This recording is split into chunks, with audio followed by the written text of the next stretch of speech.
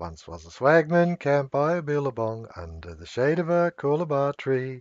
As he sat, as he watched and waited while his billy boiled, who'll come a waltzing Matilda with me? Good morning, ladies and gentlemen. This is Arnie Lukes at the Crossroads, and we have the ladies back today in the home forum. And I'd like to welcome Judith Auchterlonie from Victoria. Welcome, Judy. Thanks, Arnie. Good morning, everyone. And Beata Lukes from Adelaide. Welcome, Beata. Good morning. Okay. Good morning, girls. Now, last forum we spoke a little about glyphosate. We spoke a little bit about the court case in America, where plaintiff was awarded 290 million American dollars against Monsanto for their product because it was a probable carcinogen. And I can bring you up some MSDS sheets, and I want to actually show you something here, just simply with an MSDS, a safety data sheet. In the oil and gas industry, every chemical that comes on site, anywhere in the plant, anywhere in the industry, must have a safety data sheet. And it's interesting that this safety data sheet for glyphosate shows that it's a non-hazardous chemical. It's a non-dangerous goods. And there's the under the people who provided this safety data sheet. And here's another one. And this one again shows that it is classified as hazardous according to this standard, and it's non-classified as dangerous according to transport. Okay, and I wanted to bring up a third document. So in other words, we've got two conflicting safety data sheets. And I wanted to bring up this third document. Now, this third document, just to let you know that we're actually able to find the document, this third document is the actual from the international body that determined that glyphosate is probably a cancer-causing agent. And I want to say at this point now that I'm not going to say whether it is or it isn't. All I'm going to do is show you that there are different points of view, and that within the courts, that's their business to determine truth. And I have no doubt that Monsanto will pursue this in order to clear its name, and they will use whatever resources are necessary because they are a multi-billion-dollar company. And the fact is that such huge percentages of the American food bowl are drowning in this glyphosate in Roundup. Now, what options do you have if you choose that you don't want glyphosate, if you don't want Roundup? What options have you? And I thought, well, we've actually got to provide some practical answers. And so we've done a little bit of homework, and we've come up with this website here, and it shows you that these people here are actually producing an alternative weed killing machine that uses nothing more than steam. And that steam, hot water heated up to steam, and through these different particular types of machines application, you can go in and kill weeds with it. And I know it's not necessarily what you'd consider like a broad spraying effect. It isn't. You may have to develop your own machines that will do that, but the point is that these machines will kill weeds. And when you consider that that the work that's done on your curbside by the local councils, could they use these machines there? I think they could. In the area of your own home to kill weeds, could you use a small machine like this? I think you could if you chose to. I actually use I've got a burning wand, and I can use a small LPG bottle with a burning wand and just go around and fry the foliage on weeds that I want to knock down. Of course, that's no good on a hot day or when you've got dry grass and things like that. Obviously, it's a fire hazard. But right now, in spring, going through to lead up to summer, I can knock a lot of weeds down after the rains and stop them from growing. So I do have realistic options, and I think that's important to at least put them out there. That if you're a thinking person and you've decided that you want to minimise your toxic load, and glyphosate is one of those things that you don't want any part of, then that's something that you can do. Anyway, I'll pass it out to our forum members now. Beata. Oh, um, I'm not a farmer. I haven't got a big expanse of land to care for, only a small garden. So my approach is totally different. And besides, I really don't like many chemicals for the reason that they're killing the um, uh, microbes in the soil. They're not promoting um, earthworms or such things, or insects that are pollinating, or insects that are protecting from other insects that are damaging the crop, small crop anyway. Um, I've looked through the books last night, and I looked at the Masanobu Fukuoka, Oh, yes, One yes, Straw Revolution, yes. and that was most enlightening because he does use straw as mulch on his garden. So basically, doesn't even cut his rice to the ground, but leaves a lot of stubble and then throws um, all the straw back on. So his approach is totally different. He managed to grow an orchard on a hillside where nothing would grow, only red dust was present there when he started. Um, there are methods. Of course, they require time, and weeds are part of it. They are part of nature. They just only plants out of place. Um, when you've got a monoculture, and we're talking about most of the farms currently, you're talking about the environment that is actually poor in minerals, in spectrum of minerals. No matter how much synthetic fertilizers and improving soil improving agents they put on, they always missing something. So proliferation of weeds comes from that impoverishment of the soil. That's what I believe in.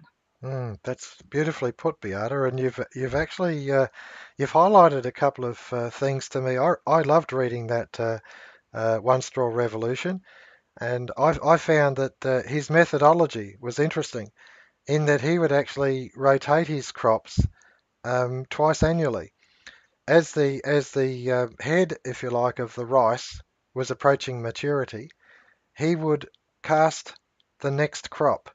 What in the in He would broadcast the next crop in the paddock while the rice was still growing before the harvest. And because the rice it stood up, then the seeds were actually protected in those final rains and they were germinated, and so they could actually establish themselves, whether they were barley or wheat or whatever it was that he was going to grow. And then he would harvest the rice, and then he would cut the straw and put it down as mulch for the next crop. And I noticed that Beata wanted to jump in and say some more, so I'll give it back to her. Okay. It's an interesting, uh, what do you call it? Alternative to Roundup ready seeds. Okay. When Masanobu Fukuoka had the seeds covered um, in um, in a in a layer, thin layer of clay to protect them from the birds and destruction before they could germinate. So when he cast that on his rice field for the winter crop, he had a great success. Thank you. Beautiful, beautiful. That's right. One man's observation. And I find his position commendable because he continued to use this insight into how the natural world works. How the natural world works. We haven't come to the end of the road of knowledge. We're only at the very beginning. And the fact is that the more we look at how the natural world works, the more we're actually open up a whole variety of different thinking. And we don't necessarily need to go down the road of big ag, big chemicals, big industry.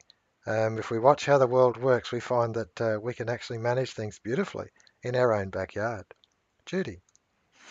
Yes, Arnie, I learned I have learnt since I've been here, I must say, not to be too afraid of a few weeds in the garden. Let them grow. If just remove enough so that you can plant what you're planting. Maybe some of the bigger weeds that really do get in the way, they need to come out. And then I'll use a sharp knife and just cut under the surface of the soil. And no need to be using a spray on your vegetable garden if you don't want to. Well, anyway, don't use it. And of course, those weeds enable photosynthesis in the soil right next to what you're trying to grow. So I walk out and look in the garden and think, oh my goodness, there's weeds everywhere, but they're doing a great job waiting for us to come along and shift them so we can plant some vegetables come spring. Um, Using hot water, my grandmother apparently used to use hot water, boiling water, just walk around with a kettle of hot water and pour on her weeds. And I heard that years ago and thought, oh yes, yes, I have done that too. But then you get a whole lot of weeds that just a little kettle full of hot water won't do a lot for. And I'm rather taken by the idea of using steam to destroy weeds, and I'm not quite sure how it works on the plant. Um, I presume it kills the cells of the plant and thus the weed dies. But it's wholesome and organic, and apparently it's done on a big scale as well as we can do it in our home garden. Um, I'm looking forward to trying that. I want to know how to um, destroy kikuyu. It's a Mm, big problem in South Australia for me, and it, it's encroaching into the veggie garden here a bit, and we have to work at it constantly. And other than steam and pulling a weed out, I'm not sure what we can do. But of course, there are edible weeds, and I have eaten a few just to say I can. I can't think offhand. There's purslane and others are not coming to mind at the moment, but they are edible. hmm And you can use them come summertime. Chickweed's another one that is throw it in your salad. You don't have to pull it up and throw it in the compost straight away. Beautiful. Thank you for that, Judy. That's beautifully put. I see Beata's hand is up, so I'm going to go straight to her and I'll pick it up later. Beata. I just read in Bill Mollison's Permaculture manual last night again about Kikuyu grass, um, and the problem could be eased by domestic guinea pigs on range. So you put them in small houses and you move it around, Mm, there and you they will get rid of your Kikuyu. So if you can get a hold of few guinea, sounds wonderful, doesn't it? go. That will provide you with manure as well. That's It's right. beautiful. I agree. That to me is an interesting phenomenon. I'm going to go back to Judy because you've got a dialogue going. Judy. Oh, you need a lot of guinea pigs for a farm, Beata. That's the thought's hilarious. I know. Years ago, oh, Yeah, we can't hear oh, you, baby. I wouldn't eat guinea pigs. Um, I always used to say there's two things I would not allow my children to have as pets. One was mice, and the other was guinea pigs. And I know pigs are very efficient at digging through the soil and getting rid of just about anything that looks green and is alive. Um, but you could do that on a fairly big scale, I suppose. The thought of guinea pigs, I'm going to put that in my. I've written it down.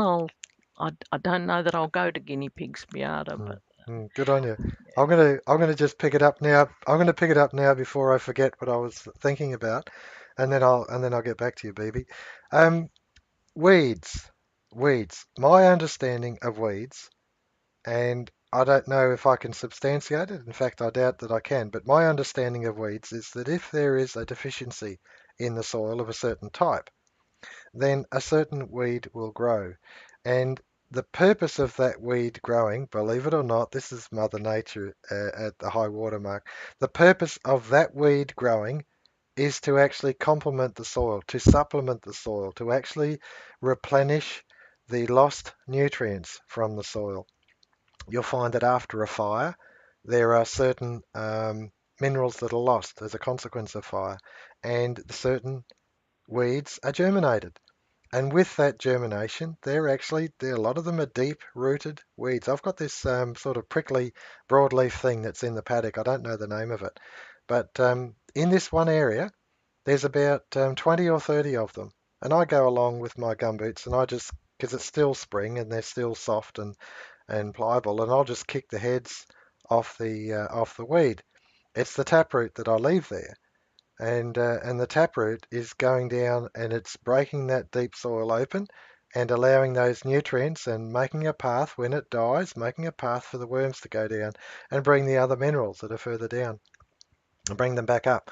And so I see it as an interrelatedness. Now, this is what this one straw revolution is about. It's about observing the natural world. And the thing is that I don't believe you can do it from a textbook. I believe you've got to read your textbooks, absolutely. Read One Straw Revolution. But then you've got to go out there and you've got to look and you've got to take into account even one area of your garden to another because you have microclimates and each microclimate affects plants in a different fashion. We're thinking of, and we haven't actually nailed it yet, but we're thinking of where to plant avocado. Whereabouts in our garden is a tropical position? And we'll consider that question as we work out where to plant it on the basis that we'll give the avocados the best chance and find that tropical point. And so, okay, we've got to consider that it's got to be not too windy. It's got to be protected from our what is essentially a prolific dry summer. The ground has to be protected, so it needs to be mulched, and hopefully there's a reasonably good water source so that the semi-tropical avocado can grow well prolifically. So we've got to sort of nut that out, and we will. Um, but it's through observation. It's through actually saying, okay, the textbook gives me so much, it gets me so far, but I've got to actually go out there and look and engage with the real world. And this is absolutely fascinating that this essentially it's the right hemisphere thinking. This right hemisphere thinking is where we engage with the world. We don't have the facts, all the facts. We've only got some of the facts. And so we've got to continue to build on those facts. And how do we do that? We engage with the world. We actually bring that right hemisphere thinking into the equation. Beata. Yes, we're talking about weed killers, so there will be animals on the farm, and even those who don't want to read must definitely watch the YouTube clips about Sepp Holzer's permaculture in Austria. It's wonderful what he's doing in very high, what do you call it? High altitude Yeah. and on very steep slopes of Alps, he hmm is growing tropical gardens. It's hmm just incredible. And his place is next to permaculture forests, pine forests, which are forever blighted with disease and not doing so well. Yet his garden is bringing incredible variety of foods from mushrooms to berries to lots of fresh vegetables to animals that he keeps there for plowing. Pigs are kept for plowing, so he lets them into certain areas to do their work when the harvest is taken out. And he does not grow proper flower beds or proper vegetable beds. Everything is mixed together because everything complements the other crop. Can I just jump And in? Can I just jump in, baby? yeah, You mentioned the forests, and the forests are diseased and they're all yeah, suffering. Now, you used the word permaculture. I don't think that's the right word. Could you just clarify what sort of forests they were? No, I said monoculture forest. Monoculture They forest. were Thank you. your ordinary pine forest that you can see driving out of town here as well. Okay, So beautiful. pine next to pine next to pine, No as worries. far as the eye can see. Yep, timber lots. While his farm is a permaculture farm. Beautiful. Yes. I'm just going to just jump in there and just reinforce Beata's. We've just lost a stream coming in there, but we're still recording. Hopefully they'll come back. That was good timing. I lost both the ladies. Um, Permaculture, Bill Mollison, Jeff Lawton. They've been doing an absolutely huge job for us with diversity of and not monoculture, but rather diversity and complementing. And in our garden, we have planted nitrogen fixing